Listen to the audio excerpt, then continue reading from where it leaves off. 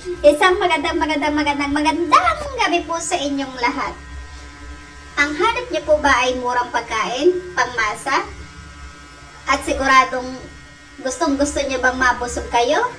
Sa murang halaga lang, dito po yan matatagpuan sa ANJ Bar and Food House. Dito po sa RS or Riverside, Montalban, Rodriguez, Rizal. Akala nyo dito na sa sa River Park sa Marikina. Hindi po, dito lang po yan sa Riverside, Montalban, Rodriguez, Rizal. Yan, kaya kung ako sa inyo, tara, puntahan natin. Ayan, o diba? Nandito na po kami guys. Yan po. Dahil pang-4 na beses na po namin pinupuntahan to dahil po, grabe, ang habol ko lang po dito ay yung soup. Hindi, joke lang po. Diba? Lahat po dito masarap. Lahat po rito mura. Mapapamura ka Mapapamura ka talaga sobra. O, diba? O, mapapamura ka talaga sa sobrang murang-mura na. Talagang grabe ang sarap pa. Lalo na po yung soup nila po rito. Talagang uulit-ulitin mo. Hindi lang po siya pang-inumin. Pwede po siya pansabaw. At talaga, pwede pong panlagay sa kanin. Ayan po. At ang wings po rito, or picho po rito, grabe. Hindi ko po kayang ubusin mag-isa. Dalawa po kami ng lagi kong kaaway ang umuubo sa isang order lang. Dahil sobra talaga.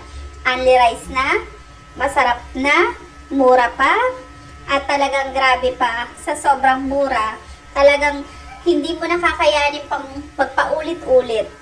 Ayan. O, diba? Only rice yan, guys. Kaya lang talagang isang rice lang ang kinakain ko lagi dyan dahil hindi ko po kaya talagang ubusin or umulit pa ulit. O, diba?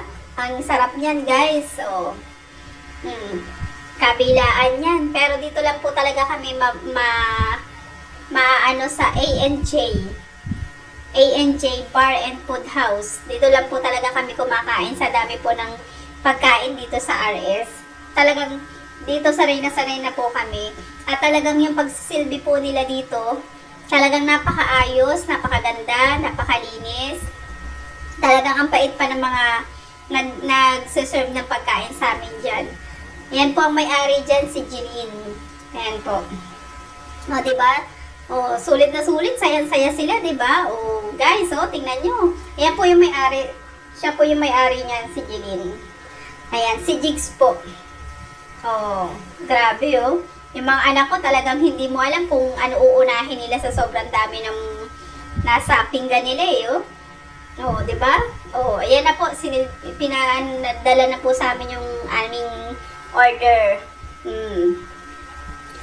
O, tingnan niyo kung gaano sila karami kumain guys Talagang lahat yan uubusin nila.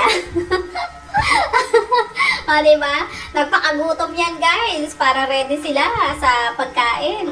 Talagang hindi sila nagmerienda yan guys para daw pagpunta nila kanya-kanyang kuha na guys tingnan nyo grabe talagang tagdadalawa pa kinuha, diba? O, yan po.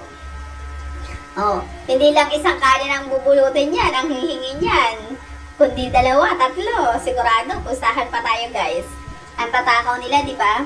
Nakakatatlong pinggan yung 2 yan. Kaso hindi po talaga sila tabain. Talaga ganyan lang po ang katawan nila. Mana sa kabilang side, diba? Ang lulusog kumain, no? Nabot na kami ng ulan, medyo umambon, kaya pinapasok na kami dito sa loob. Kaya kung titingnan nyo, nasa loob na kami kanina sa labas, grabe, sobrang daming tao rito. Talagang pinipilahan to.